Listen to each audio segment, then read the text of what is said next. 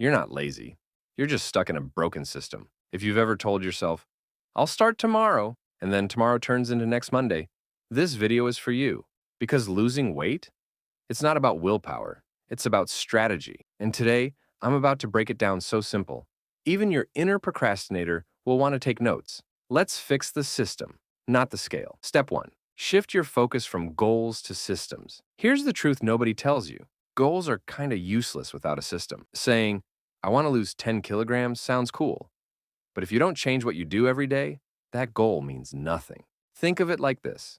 A goal is the result, but a system. That's the routine, the plan, the habits that actually get you there. So instead of saying, I need to lose 10 kilograms, say, I'll walk 5,000 steps every morning after breakfast. I'll meal prep every Sunday so I don't order junk. Boom. Now you're working smarter, not harder. Step 2. Start tiny, like ridiculously tiny. One push-up, one veggie with lunch, one glass of water before a meal. Why? Because when something is too big, your brain treats it like a threat. You'll avoid it. But one small action, that's manageable. That's how you build momentum. Here's the kicker. Once you start small, your brain starts saying, hey, this isn't so bad.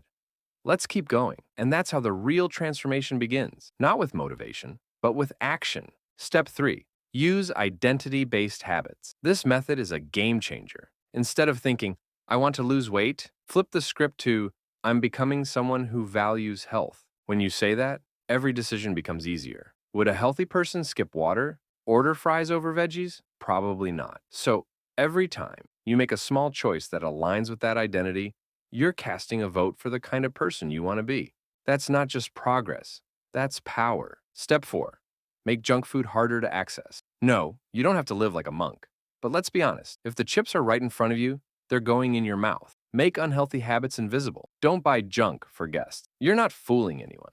Hide the snacks, delete food delivery apps, and make the better choice the easier one, like chopped fruit in the fridge or a pre-filled water bottle on your desk. Step 5. Track habits, not weight. Here's where people mess up. They obsess over the scale. But that number lies. Water weight, hormones, all that stuff messes it up. Instead, track what you control. Did you sleep 7 hours? Did you walk 5,000 steps? Did you cook at home today? That's the real progress. The results will follow automatically when your habits are consistent. Bonus. Make it fun, or you won't do it. Look, if you hate running, don't run. Dance, cycle, walk with a friend. Do a goofy workout from TikTok. If the habit feels like punishment, your brain will fight it. If it feels rewarding, your brain says, let's do it again. Weight loss shouldn't feel like suffering. It should feel like becoming the version of you that's been waiting to show up.